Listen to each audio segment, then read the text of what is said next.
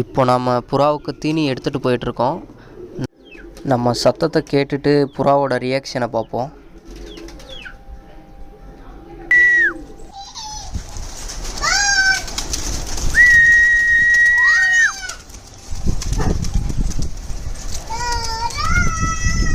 அடுத்து நம்ம உள்ளே தான் போக போகிறோன்னு அதுக்கு முதலே தெரியும். அதனால தான் எல்லாம் உள்ளே போயிட்டுருக்குங்க.